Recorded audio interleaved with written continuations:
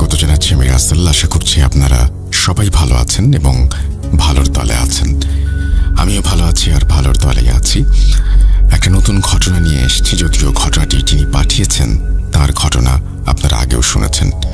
শয়তানের পুনরুত্থান, এই ঘটনাটি যিনি শেয়ার করেছিলেন তিনিই আবার পাঠিয়েছেন ঘটনা, আর এই ঘটনাটি সংগ্রহ করেছেন সিফাত আলম।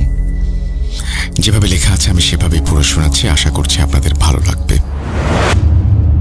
আমি আগে এসব জিনিসের বিরুদ্ধে ছিলাম। ভূত প্রেত, তন্ত্র মন্ত্র, নজর লাগা, অলৌকিক ঘটনার মতো কোনো কিছুর ওপরেই আমার বিশ্বাস ছিল না। এসব থেকে দূরে থাকলেই ভালো, এই ছিল আমার নীতিবোধ। কিন্তু প্রথমবার এই সবের সঙ্গে আমার সম্পর্ক হলো আমার এক বন্ধু আদিবের কারণে। আমার এই আদিব নামের বন্ধুকে তার আরেক বন্ধু ফাঁদে ফেলে বেশ মোটা অঙ্কের টাকা নিয়েছিল, যা সে আর ফেরত দিচ্ছিল না। আদিব ফাঁদে পড়েছিল এটা আমি জানতাম, কিন্তু বদলা নেয়ার জন্য সে যে পথ বেছে নিয়েছিল সেটা আমার চিন্তার বাইরে ছিল। আদিবের স্বভাবটা একটু অদ্ভুত ছিল। সে খুব দ্রুত রেগে যেত। টাকা পয়সার লেনদেনে সে তেমন বুদ্ধিমান ছিল না। তার দাদির সম্পত্তি থেকে নগদ হিসেবে যা পেয়েছিল সেই টাকার কথা ভেবে আমি বারবার তাকে বলেছিলাম তার সব সুযোগ সন্ধানী বন্ধুদের থেকে দূরে থাকতে, কিন্তু বিশ্বাস আর অভ্যাস বদলাতে সময় লাগে। তার বন্ধু যখন তার সব টাকা উধাও করে দিল তখনই আদিব মরিয়া হয়ে উঠল। শেষ পর্যন্ত সে সেই বন্ধুদের বিরুদ্ধে কোর্টেও মামলা করল, কিন্তু তার হাতে কোনো প্রমাণ ছিল না। টাকা দেওয়ার লিখিত রসিদ নেই, ব্যাংকের ট্রান্সফার নেই, কোনো সাক্ষ্য নেই। মামলাটা কোর্টে বাতিল হয়ে গেল। টাকা ফেরত পাওয়া তো হলোই না, উল্টো মামলা লড়তে গিয়ে এত বেশি খরচ হলো যে আদিব শেষ পর্যন্ত প্রায় দেউলিয়া হয়ে গেল। অপমান আর ক্ষতির বোঝা তার মাথায় এমনভাবে চেপে বসল যে সে দিনের পর দিন বদলা নেয়ার কথা ছাড়া আর কিছু ভাবতে পারত না। আমি জানতাম আদিবের বন্ধু তার সঙ্গে যেসব আচরণ করেছিল তা তাকে ভেতর থেকে আঘাত করেছিল। আমি এটাও জানতাম যে সে বদলা নেয়ার জন্য মরিয়া ছিল, কিন্তু আমি ভুলেও টের পাইনি সে ভেতরে ভেতরে কত কিছুই না করেছিল। আমি তখনও জানতাম না যে সে কোনো সাধু বাবা বা সাধু বাবার মতো কারো কাছে গিয়েছিল।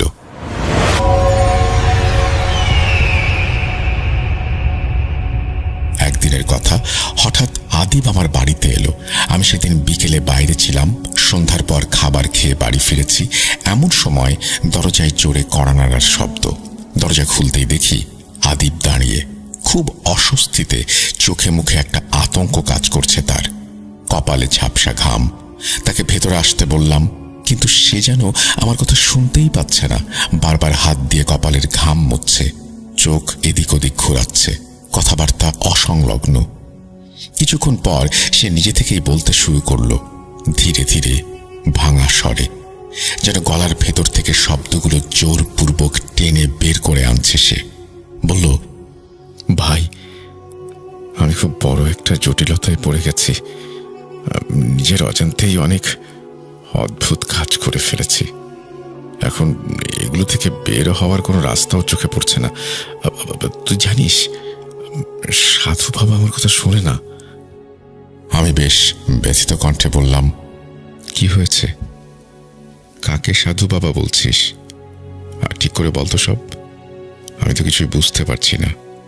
তুই কি বলতে চাচ্ছিস আমি সেটা জানি না, আর শুরু থেকে না বললে বুঝবই বা কিভাবে? শুরু থেকে বল, কি বলবি? মার খুব চিন্তা হচ্ছে। তুই এক গ্লাস পানি খা, পানি খেয়ে একটা লম্বা শ্বাস নে, এরপর সব বল আমাকে শুরু থেকে। এই কথা বলে আমি তাকে এক গ্লাস পানি এনে খাওয়াই। সে পানি এমন ভাবে খেলো যেন কত বছর যাবৎ পানি নামের কোনো কিছু তার চোখেই পড়েনি। তাকে দেখে আমি স্পষ্ট বুঝতে পারছিলাম সে খুব ক্লান্ত আর চিন্তিত ছিল। তার উপর দ্রুত কথা বলছিল সে, অসংলগ্ন কথাবার্তা। আমি কিছুই বুঝতে পারছিলাম না তার সঙ্গে আসলে কি ঘটেছে, কেন এমন করছে, বুঝতে হিমশিম খাচ্ছিলাম। পরে সে শান্ত হয়ে ধীরে ধীরে পুরো ঘটনাটা বলল, আর তখনই আমি প্রথমবার যেই নামটা শুনলাম, সাধু বাবা। হ্যাঁ, সাধু বাবা। সে আমাকে যা বলেছিল তা ছিল তার সেই বন্ধুর কথা, যে তাকে টাকা নিয়ে ফাঁদে ফেলেছিল। অপমান আর ক্ষতির কারণে আদিব মাথা গরম করে ফেলেছিল। সে ভেবেছিল যে করেই হোক তার বন্ধু যেন শান্তিতে থাকতে না পারে। কোর্টে যাওয়া, আবার মামলা করা, এসবের জন্য তার টাকা ছিল না। নিয়মতান্ত্রিক পথে শাস্তি দেওয়ার ক্ষমতাও নেই, তাই সে বেছে নিল অন্য পথ। একদিন কারো মুখে শুনল এক সাধু বাবার কথা, যিনি নাকি বেশ ভালো তন্ত্রমন্ত্র জানেন। কারো ওপর তন্ত্রমন্ত্র বা জাদু করা থাকলে নাকি তিনি সেসবও ঠিক করে দিতে পারেন, আবার চাইলে কঠোর শাস্তিও পাইয়ে দিতে পারেন। এই কথা শুনে আদিবের মাথায় আগুন জ্বলে উঠল।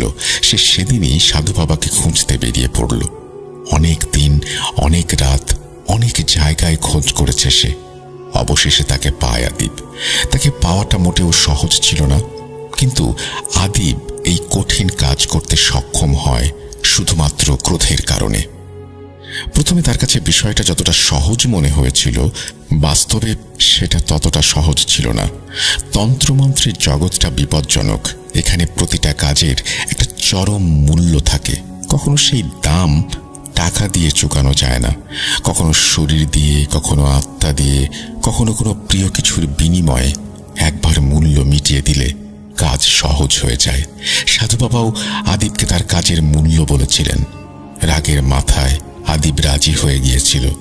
সে বলেছিল ওর বন্ধুকে এমনভাবে শায়েস্তা করতে হবে যাতে সারা জীবনে তার শিক্ষা হয়ে যায়। সাধু বাবা তার কথা শুনে নিজের পাষণ্ড হাসিটা হেসে বললেন, তোর কাজ আমি করে দিতেই পারি, আসলে কাজটা করাই যায় না, আমার কোনো আপত্তি নেই। তবে এই কাজের পথ কিন্তু কঠোর। তোর নিজেরই অনেকটা কাজ করতে হবে, না হলে ফল মিলবে না। আর যা বলবো সেটাই করতে হবে। ভেবে দেখ কি করবি। যদি আমার কথা মেনে কাজ করিস তবে আমাকে বল, আমি তোর কাছে হাত দেব। নইলে শুধু শুধু আমার সময় নষ্ট করিস না। আদিব উভয় সংকটে পড়েছিল। কাজ করালে কি হতে পারে ভাবছিল, আবার সাধু বাবা কড়া ভাষায় বলেছে যদি তার সময় নষ্ট হয় তবে তারও শাস্তি হবে। আসলে সাধু বাবা কৌশলে তাকে বাধ্যই করেছিল তাকে দিয়ে কাজ করাতে। এর পেছনে নিশ্চয়ই তার বড় কোনো উদ্দেশ্য ছিল। আদিব সেখান থেকে বের হয়ে ভাবছিল তন্ত্রমন্ত্র মানে হয়তো লেবু, ধূপ, আগরবাতি, মাটির তাবিজ, লাল ঘুড়ি, কালো গুড়ের মালা, এসব দিয়ে কোনো কিছুর উপাসনা করা। সাধু বাবা হয়তো বলবে নির্দিষ্ট সময়ে নির্দিষ্ট জায়গায় গিয়ে কিছু কেটে ফেলতে, কিছু বেঁধে দিতে, কিছু নিয়ে আসতে, আর তারপরই কাজ হয়ে যাবে। আর এমন কি করাই যায়। এই কথা ভেবে আদিব 5-10 মিনিট পর আবার সাধু বাবার ঘরে প্রবেশ করে। সাধু বাবাকে সে কাজ করে দেওয়ার জন্য অনুরোধ করে। তার কথা শুনে সাধু বাবা মুচকি হেসে বললেন, সাব্বাস বেটা, তুই বাঘের বাচ্চা। তোকে কি কি করতে হবে এবার শোন। সাধু বাবা তাকে তার কাজ বুঝিয়ে দেয়। সে খুব সহজেই আদিবের কাজ বুঝিয়ে দিচ্ছিল, কিন্তু সাধু বাবার কথা শুনে আদিব নির্বাক। বাবা একটা ছোট বোতল এগিয়ে দিয়ে বলল, শোন বেটা, 1 মাসের মধ্যে যে কোনো শিশুর মৃত্যু হয়েছে এমন একটি কবর খুঁজে বের কর। অমাবস্যার রাতে সেই কবর খুঁড়ে লাশ বের করবি। তারপর এই বোতল থেকে কয়েক ফোঁটা পানি তার ঠোঁটে ছিটিয়ে দেবি। পানি পড়লেই শিশুটা দুটো চোখ খুলে তাকাবে। ঠিক সেই মুহূর্তে আরেকটি বোতল থেকে, যেখানে দুধ থাকবে, মাত্র একটি ফোঁটা তার ঠোঁটে পড়তে হবে। সবটা করবি কোনো প্রকার ভুল ছাড়া। শিশুটার চোখ খোলা থাকবে মাত্র 15 মিনিট, তারপর আবার বন্ধ হয়ে যাবে। কাজ শেষ হলে মরদেহ আবার আগের জায়গায় দাফন করবি। মাটি সমান করে আসবি, চিহ্ন মুছে ফেলবি। কেউ যেন কিছু বুঝতে না পারে। বাড়ি ফেরার সময় একদম পিছনে ফিরে তাকাবি না, বুঝেছিস? কিরে, পারবি? বল। সাধু বাবা সহজভাবে কথাগুলো বললেও তার এসব কথা শুনে আদিবের গা কাঁপছিল। তবু সে সব করেছে। সে অনেক দিন ছোট বাচ্চার কবরের খোঁজ করেছে, প্রতিদিন হন্যে হয়ে ঘুরে বেরিয়েছে।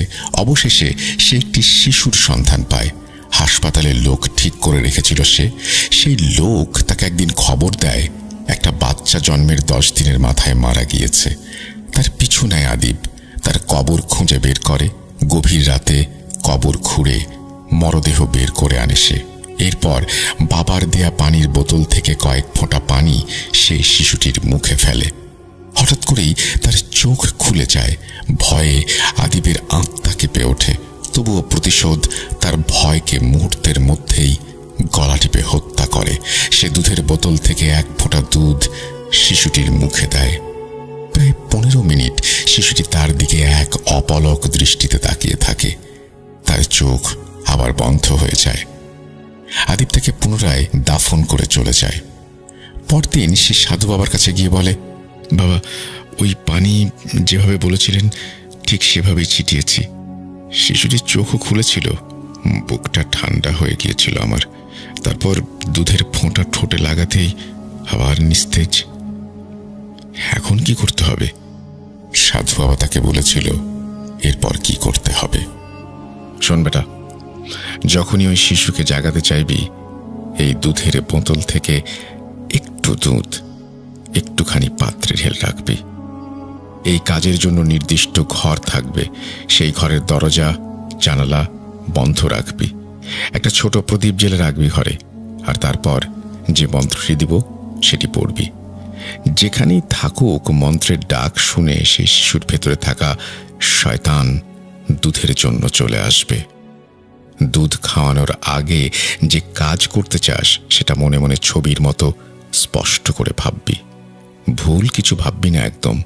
সাবধান করে দিচ্ছি, কথা বলার দরকার নেই। ইচ্ছাটা মাথার ভেতরেই রেখে দিবি। তোর ইচ্ছা শিশুটির ভেতরে শয়তান বুঝে যাবে। তোর ইচ্ছা মতো কাজও করতে হবে। তারপর ফিরে এসে দুধ খেয়ে চলে যাবে। দরকার হলে এভাবে আবার ডাকবি। তবে মনে রাখবি, অমাবস্যার রাতে সে নিজে থেকেই দুধ চাইতে আসবে। দুধটা দরকার মতো ব্যবহার করবি, কারণ ওটা ফুরিয়ে গেলে। এই পর্যন্ত বলে আদিব থামল। তার কপালের ঘাম ঝরছে। আমি স্তব্ধ হয়ে শুনছিলাম। আল্লাহকে মনে মনে বলছিলাম, সবটাই যেন মিথ্যে হয়। মানুষ ভুল করতেই পারে, পাগলামি করতেই পারে, কিন্তু মৃত শিশুর ভেতরে শয়তান চালান করা, দুধের বোতল, মন্ত্র, না, এসব সত্যি হওয়া উচিত নয়। কিন্তু আদিবের চোখে মুখে যা দেখেছিলাম তা অভিনয় নয়।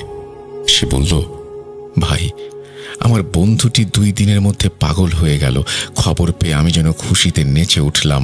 মনে হলো ন্যায় বিচার হয়েছে। কিন্তু বুঝিনি যে আমার হাতে কি ভয়ঙ্কর শক্তি এসে গেছে। এখন আমাকে কিছু করতে হয় না, ওই শয়তানটাই সব করে দেয়। আমি যা ভাবি তাই হয়। আমি চেয়েছিলাম আমার সেই ঠকবাজ বন্ধু যেন পাগল হয়ে রাস্তায় রাস্তায় ঘোরে। সেটাই হলো। আমি জিজ্ঞেস করলাম, কি বলছিস তুই এসব? আমাকে বল, এসব সত্যি না। আমি এসব মেনে নিতে পারছি না। আমার কথা শুনে তার নজর মাটির দিকে গেল। আমি বুঝতে পারলাম সে অনুতপ্ত। তাই নিজেকে একটু সামাল দিলাম আর বললাম, আচ্ছা, তারপর কি?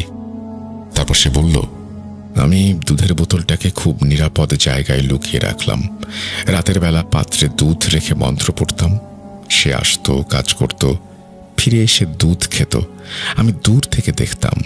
দুধ শেষে পাত্রে ভেজা মাটির হাতের ছোট ছোট ছোপ থাকত। মেঝেতে ক্ষীণ কাদা, দুধের গন্ধ মিশে থাকত। এভাবেই সব দিব্যি চলছিল। কিন্তু এক রাতে সব বদলে গেল। সেটা ছিল অমাবস্যা। আমি ক্লান্ত ছিলাম, ঘুমিয়ে পড়লাম। মাঝরাতে কারো হাসির অদ্ভুত শব্দে ঘুম ভাঙল। দেখি বিছানায় পায়ের কাছে বসে আছে শিশুটি। শিশুটি বললে ভুল হবে, সে কোনো শিশু নয়, সাক্ষাৎ শয়তান। শরীরটা শিশুর হলেও তার ভেতর বাস করছে এক ভয়াবহ জীব। পুরো ঘরের দেয়ালে ছোট ছোট হাত আর পায়ের ছাপ ভেসে ওঠে, যা আগুনের শিখার মতো জ্বলে উঠে কয়েক সেকেন্ডের মাঝে মিলিয়ে যায়। সে যেখানেই হাত পা রাখছে সেখানেই এমন হচ্ছে, কিন্তু তার হাত ঠান্ডা। আমি টের পেলাম তার ঠান্ডা হাত দুটো আমার গলায় ছুঁইয়ে দিচ্ছে। মুখটা হাসি হাসি, এক চোখ বেরিয়ে এসেছে। আমি চিৎকার করে বিছানা থেকে সরে গেলাম। তাড়াহুড়ো করে লুকিয়ে রাখা দুধের বোতলটা আনতে গেলাম। খুব কষ্টে বোতলটা বের করে পাশে রাখা একটা বাটিতে দ্রুত দুধ ঢাললাম, কিন্তু চোখ বারবার সেই শিশুরূপী শয়তানটার দিকে চলে যাচ্ছিল। একসময় সে মাথা তুলে আমার দিকে তাকালো। ভয়ে আমি পেছনে সরে গেলাম। ঠিক সেই সময় ভয়ে আমার হাত থেকে দুধের বোতলটা পড়ে ভেঙে গেল। মেঝেতে দুধ ছড়িয়ে পড়ল। আমি দৌড়ে বাড়ির বাইরে চলে গেলাম। অনেকক্ষণ কাঁপতে কাঁপতে বাড়ির বাইরে দাঁড়িয়েছিলাম। প্রায় 1 ঘন্টা পর সাহস করে ঘরে ফিরে দেখি সেখানে কেউ নেই। পাত্রটা খালি। মেঝেতে ছোট ছোট হাতের ছাপ, পাত্রের কিনারায় ভেজা হাতের দাগ, কিন্তু বোতলটা ভেঙে গেছে। কাঁচের ফাঁকে সামান্য দুধ বেঁচে ছিল, বাকি সব শুকিয়ে গেছে। সেইটুকু সাবধানে আরেকটা ছোট বোতলে ঢেলে রাখলাম। এখন দুধ খুব কম, সর্বোচ্চ একবারই তাকে দুধ খাওয়াতে পারবো। তারপর যদি দিতে না পারি তাহলে কি হবে জানি না। সাধু বাবা কি হবে তা আমায় বলেনি। সে বলতে গিয়েও থেমে গিয়েছিল। ভাই, আমি তার মুখে অদ্ভুত শয়তানি হাসি দেখেছিলাম সেই সময়। এখন জানি না কি হবে। তার কথা শুনে আমি ভেতরে ভেতরে আতঙ্কিত হয়ে পড়লাম। ভাবছিলাম যে করেই হোক এই ঝামেলা থেকে তাকে বের করে আনতেই হবে। আমরা আলোচনা করতে করতে ঠিক করলাম সাধু বাবার কাছে আবার যাই। আমরা দিনক্ষণ ঠিক করতে লাগলাম, কিন্তু যেদিন সাধু বাবার কাছে যাব সেই দিনই এক অনাকাঙ্ক্ষিত ঘটনা ঘটল। আদিব বলল, সেদিন সারাদিন সাধু বাবাকে খুঁজে বেরিয়েছি, কিন্তু পাচ্ছিলাম না। আর যখন পেয়েছি তখন সব ঘটনা খুলে বলেছিলাম। সাধু বাবা নাকি শুনে হেসে বলে, বেটা, তোকে তো বলেছি মূল্য দে। দুধের বোতল ভেঙে গেছে, দুধ খুব কম, শয়তানটাকে ফিরিয়ে দিতে হবে। ঠিক আছে, আমি তোর সমস্যার সমাধান করতেই পারি, কিন্তু আমার মূল্য সেটা কে দেবে? বল, কে দেবে? আদিব তার কাছে মূল্য জানতে চাইল। বিনিময়ে সেই বাবা তার বোনকে নিয়ে একটা অদ্ভুত রকমের প্রস্তাব দিল এবং বলল, এই মূল্য শোধ না করলে। বাবার এই কথা শুনে আদিব কেঁদে ফেলল। আমাকে যখন এসব বলছিল তখনও সে অঝরে কেঁদেই চলেছিল। আমি তার কাঁধে হাত রেখে বললাম, ভাই, অমাবস্যার কথা বলেছে না? পরের অমাবস্যা আসতে সময় আছে। তুই হতাশ না হয়ে শান্ত হ। আমরা অবশ্যই একটা পথ বের করব। আমি তোর সঙ্গে সাধু বাবার কাছে যাব। সেই রাত আদিবকে আমার বাসায় শুতে দিলাম। সে তার পকেট থেকে ছোট বোতলটা বের করে আমার হাতে দিল। তন্ত্রমন্ত্র বাঁধা দুধ, কাচের ভেতরে সামান্য সাদা তরল, তবু যেন ভীষণ ভার। আমি দুধের দিকে তাকিয়ে দ্বিধায় পড়লাম। মনে হচ্ছিল তার কথাগুলো সত্যি, এখানে কোনো শয়তানকে বাঁধা আছে। তবু আমি সারা রাত ভাবলাম, সত্যি কি সাধু বাবা তাকে এমন কোনো মন্ত্র দিয়েছেন, নাকি ধোঁকা দিয়ে কাজ করিয়েছেন? যদি সবটাই ধোঁকা হয় তাহলে ভয়ের কিছু নেই, কিন্তু যদি সত্যিই ওই শিশুটি থেকে থাকে তাহলে বিপদ আদিবের ঘাড়ে চড়ে বসেছে। পরদিন সকালে আমরা দুজন সাধু বাবার ঘরে গেলাম। তার বাড়ির পেছন নির্জন এক জায়গায় তিনি বসেন। বাতাসে কেমন যেন একটা গুমোট গন্ধ, আগরবাতি, কাঠ, পুরনো কাপড় জ্বালানোর ধোঁয়া। আমরা পৌঁছে ভেতরে ঢুকতেই তিনি বসে থাকা লোকজনদের বাইরে যেতে ইশারা দিলেন। সবাই উঠে গেল। আমাদের বসতে বলল সে। আদিব আমাকে পরিচয় করিয়ে দিল। আমাকে দেখে সে অদ্ভুতভাবে হাসল। তার হাসিতে যেন ছলনা লুকিয়েছিল, যার ঝলক আমি তার চোখে দেখেছি। তার মুখে ঘন দাড়ি, চোখ কালচে। তারপর আদিবকে দেখেই বলল, কেমন আছিস তুই? আমার মূল্য নিয়ে কি ভাবলি? দিবি তো? কিরে, চুপ করে আছিস কেন?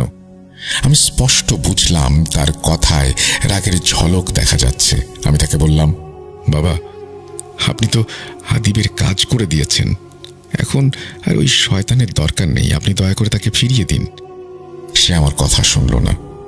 কর্ণপাত করল না। তার দৃষ্টি তখন আমার দিকে না, সে ভালো করে তাকালো না আমার দিকে। মনে হলো আমার কথা তার কাছে গুরুত্বহীন।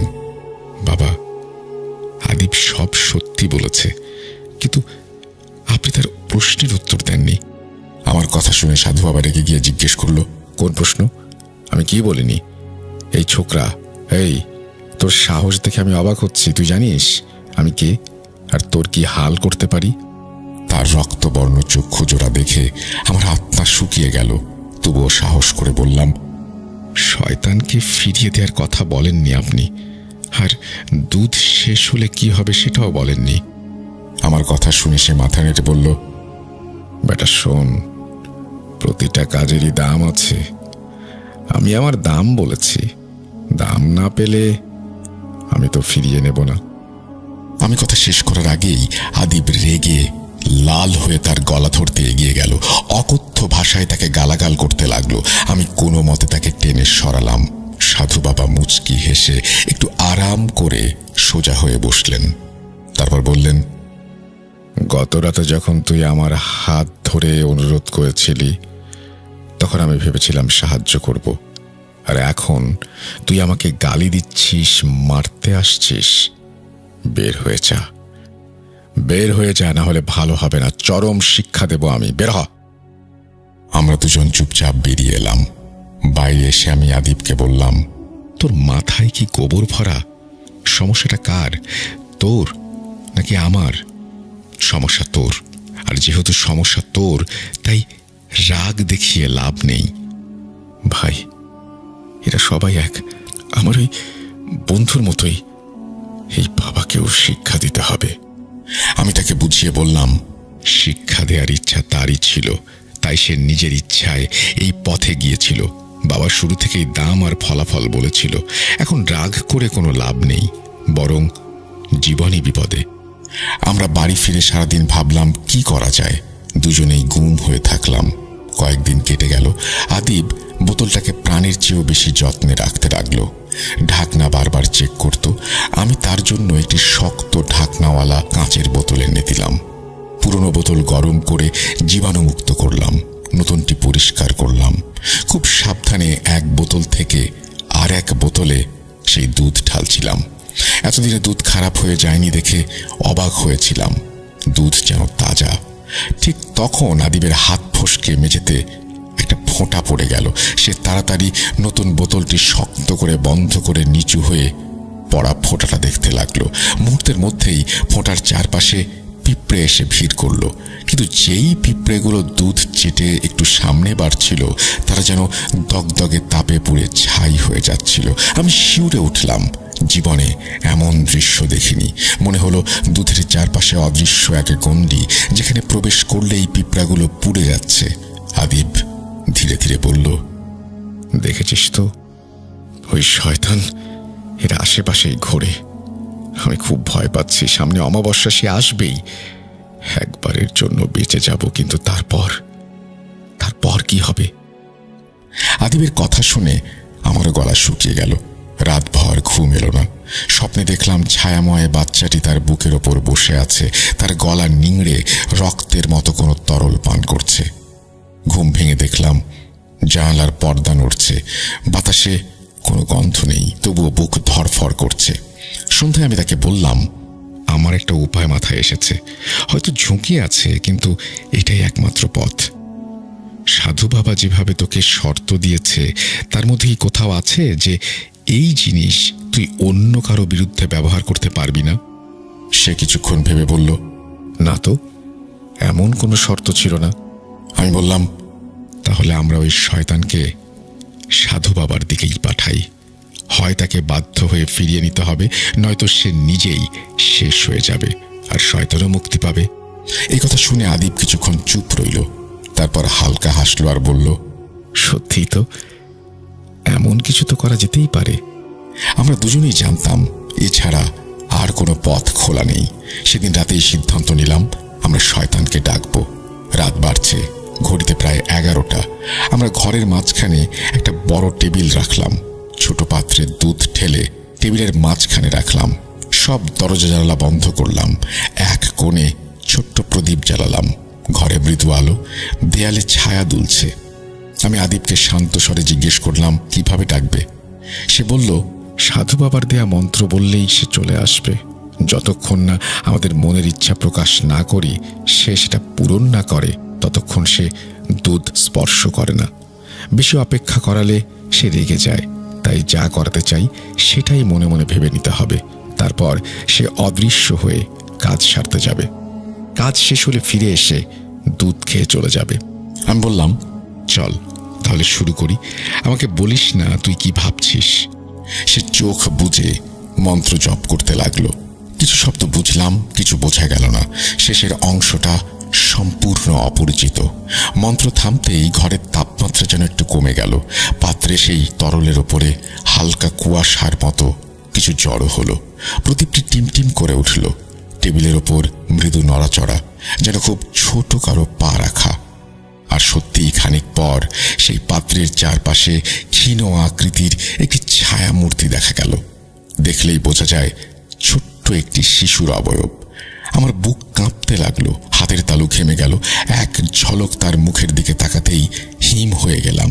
তবে আমার চোখের সামনে সে যত দ্রুত আবির্ভূত হচ্ছিল, তত দ্রুতই অদৃশ্য হয়ে গেল। বোঝা গেল আদিব মনেই যা ভাবার কথা ছিল ভেবে ফেলেছে। সে কাজে বেরিয়েছে। আমরা দুজন চুপচাপ বসে থাকলাম। দুধের পাত্র আর ছোট্ট প্রদীপের শিখা ছাড়া ঘরে কোনো শব্দ নেই। বাইরে দূরে কুকুরের ক্ষীণ ডাকে মনে হলো রাত আরো ভারী হয়ে উঠেছে। মিনিট পেরোচ্ছে। আমরা পাত্রের দিকে চোখ রেখে বসে আছি। 12টার ঘন্টা বাজার মতো মনে হলো। আমি ফিসফিস করে জিজ্ঞেস করলাম, সে কতক্ষণে সাধারণত ঘরে ফিরে আসে? আদিব বলল, গত 2-3 বার আধা ঘন্টার মধ্যে ফিরে এসেছিল। আমরা অপেক্ষা করলাম। 12:30, 1:30। সে কোথাও নেই। হাত আর পিঠে ব্যথা, তবু সোজা হয়ে বসে আছি। কথা বলা বন্ধ। 1:30, তারপর 3টা। হঠাৎ দেখি পাত্রে দুধের রং বদলে যাচ্ছে, নষ্ট হয়ে যাচ্ছে। পচা গন্ধ পুরো ঘরে ছড়িয়ে পড়ছে। আমরা কেউ নড়লাম না। মনে হলো কিছু একটা ভয়ঙ্কর ঘটছে। মনে হলো সাধু বাবা হয়তো কোনো বাধা দিয়েছিল। হয়তো তিনি আর জীবিত নেই। আর সবচেয়ে বড় ভয় ছিল, যদি শিশুটির আত্মা আবারও ফিরে আসে এবং এবার যদি এসে দেখে যে সে যে কারণে এসেছে তার নেই বা নষ্ট হয়ে গেছে, তখন কি হবে? আমরা সেই পাত্রের দিকে তাকিয়ে থাকলাম। 3:30, 4টা। সে ফিরল না। আতিফ বলল, এর আগে কখনো এত দেরি করেনি। আমার ভেতর আশার আলো জ্বলে উঠল। হয়তো সাধু বাবা শেষ হয়ে গেছে, তার সঙ্গে সেও নিঃশেষ। সকাল 6:30 বাজতেই আমরা প্রদীপ নিভিয়ে জানালা দরজা খুললাম। নষ্ট সেই তরল পদার্থ স্পর্শ করলাম না। সিদ্ধান্ত নিলাম সরাসরি সাধু বাবার বাড়িতে যাই। দরজা বন্ধ করে বেরিয়ে পড়লাম। তার ডেরার সামনে পৌঁছেই দেখি ভিড়। অচেনা কিছু মানুষ, কয়েকজন যেন তাকে চিনত। পুলিশও আছে। আমি আদিবকে পেছনে থাকতে বললাম। নিজে ভিড় ঠেলে সামনে গেলাম। পুলিশ লাশের রিপোর্ট লিখছে। একটি কাপড়ে ঢাকা দেহ। এক ব্যক্তি বলছে, আমি এই বাড়িতেই থাকি। ওই বাবা একা ঘুমাতেন। গতরাতে হঠাৎ জোরে চিৎকার শুনে আমি দৌড়ে যাই। গিয়ে দেখি তিনি মাটিতে পড়ে আছেন নিথর। পুলিশ কাপড় সরিয়ে জিজ্ঞেস করলো, এ কি সেই সাধু বাবা? লোকটি বলল, হ্যাঁ, আমিও দেখেছি। কাপড় সরিয়ে তার মুখ দেখে আমার বুক কেঁপে উঠল। তার মুখের চামড়া জায়গায় জায়গায় ঝুলছে। এক চোখ নেই। সেই জায়গায় যেন কালো গর্ত, মাটিতে লালচে ভেজা দাগ। স্পষ্ট বোঝা গেল শিশুটির শয়তান তাকে আক্রমণ করেছে। আমি পেছনে সরে গিয়ে দীর্ঘশ্বাস ফেললাম। মনে হলো সাধু বাবা শেষ। আদিবের গলায় যেন হালকা স্বস্তি, কিন্তু ভয়ের ছায়া তখনও কাটেনি। মনে পড়ল অমাবস্যা মানেই দুধের খিদে। যদি সে ফিরে আসে, আর যদি কিছু দিতে না পারি। আমরা বাড়ি ফিরে এলাম। ঘর খোলা, বাতাস বদলে গেছে। পাত্রে আগের সেই নষ্ট দুধটাও যেন আরো ঘন আর তীব্র গন্ধে ভরা। তবে সেই রাত কেটেছে নিরাপদে। পরের অমাবস্যার রাত এলো। আমরা দুজনেই সেদিন দিনভর অস্থির ছিলাম। বিকেলে সূর্য ডোবার সঙ্গে সঙ্গে ঘরে নীরবতা নেমে এলো। জানালায় মশারি টাঙানো, দরজা বন্ধ, আলো কম। পাত্রে কোনো তরল নেই। শয়তান এলেও তাকে দেয়ার মতো আর কোনো কিছু অবশিষ্ট নেই। বোতলে যে সামান্য দুধ ছিল আমরা সেটা সযত্নে রেখেছিলাম, কারণ সেটুকুই আদিবের শেষ আশ্রয়। সেই রাত্রে আমরা অপেক্ষা করলাম। কণ্ঠে কোনো সুর নেই, ঠোঁটে কোনো মন্ত্র নেই, বুকে শুধু ধুকপুক। কিন্তু আশ্চর্য, সারা রাত কোনো শব্দ হলো না। দরজার ফাঁক দিয়ে কেউ উঁকি দিল না, বিছানায় পায়ের কাছে কোনো ছায়া বসে রইল না, মেঝেতে ছোট হাতের কাদা পড়ল না। ভোরের আজানের পর আমরা একে অন্যের দিকে তাকালাম। চোখে একদানা পানি, কাঁধে চাপ, যেন কোনো ভার নামল। তারপর আরো একটি অমাবস্যা পার হলো, তবুও কিছু ঘটল না। আমরা বুঝলাম, যাই ঘটুক, সাধু বাবার সঙ্গে সেই শিশুটির শয়তানের সংযোগও শেষ হয়ে গেছে, অথবা যে উদ্দেশ্যে তাকে ডাকা হয়েছিল সেটা শেষ। এখানে যদি ঘটনা শেষ হতো তবে হয়তো আপনারাও বলতেন এটা তো সব কুসংস্কার। কিন্তু আমি যখন সেই রাতগুলোর কথা স্মরণ করি তখন মনে পড়ে যায় প্রতিটি ঘ্রাণ, প্রতিটি শব্দ, প্রতিটি ছায়া। আদিব এখন অনেক শান্ত। মাঝে মাঝে তার চোখে একটা শূন্যতা দেখি। সে তার কাছে ওই বোতলটা আর রাখেনি। ছোট্ট সেই কাঁচের বোতল, যে বোতলে শেষ কয়েক ফোঁটা তরল ছিল, সেটা সে নিজ হাতে ভেঙে ফেলেছে। ভাঙার আগে আমরা লম্বা সময় নিয়ে ভাবলাম ঠিক কি করছি আমরা। তারপর নির্জন এক বিকেলে উঠোনে পুরনো সংবাদপত্র বিছিয়ে বোতলটা কাপড়ে মুড়ে পাথরের আঘাতে চূর্ণ করলাম। যে মেঝেতে ভাঙা কাঁচ আর দুধের গন্ধ লেগে থাকতো সেই মেঝে পরে বারবার ধুয়ে মুছে ফেললাম। গাছের ডাল ঝাড়লাম, জানলার কাঁচ পাল্টালাম, পর্দা ধোয়া হলো, বিছানার বালিশ রোদে দেয়া হলো, যেন সমস্ত ঘর থেকে সেই রাতগুলোর গন্ধ মুছে ফেলতে চাই আমরা। তবু মাঝে মাঝে বাতাসে একটা অজানা শীতলতা ঢুকে পড়ে। আমরা একে অন্যের দিকে তাকাই, কোনো কথা বলি না। আদিবের সঙ্গে আমার সম্পর্ক বদলায়নি। সে এখন আগের চেয়ে অনেক ধীর, টাকা পয়সার ব্যাপারে সতর্ক। তার চোখে এক ধরনের অনুশোচনা যা কথায় প্রকাশ করা যায় না। আমি জানি সে শয়তানকে ডেকে নিজের শত্রুকে শাস্তি দিয়েছিল, কিন্তু সেই শাস্তি তার নিজেকেও স্পর্শ করেছে। একজন মানুষ কাউকে শায়েস্তা করতে গিয়ে নিজের ভেতরের মানুষটাকেই খুঁচিয়ে আঘাত করে। আমি এখনো ভাবি সাধু বাবার মতো লোকেরা কিভাবে মানুষের দুর্বলতাকে চিনে ফেলে। আমার কথা শুনে আপনারা ভাবতে পারেন আমি কেন এত বিস্তারিত বলছি, কেন দৃশ্য, গন্ধ, নীরবতা এসবের দৈর্ঘ্য বাড়াচ্ছি। কারণ আমি চাই না কেউ ভাবুক সবটাই কোনো গল্পকারের কল্পনা। আমি তো গল্পকার নই, আমি এক বন্ধু যে আরেক বন্ধুর পাশে দাঁড়িয়ে একাধিক অমাবস্যা পার করেছি। জানালার কাছে বাষ্প জমতে দেখেছি, পিঁপড়াদের ছাই হয়ে যেতে দেখেছি। সেদিন সাধু বাবার ডেরায় যে গুমোট গন্ধ ছিল, এখনো মাঝে মাঝে তা আমাদের নাকে আসে। আদিব যখন সেই রাতের কথা বলতে বলতে কেঁপে উঠেছিল, আমি তার হাত ধরেছিলাম। সে বলেছিল, আমি তখন জানতাম না এসব কতটা ভয়ঙ্কর।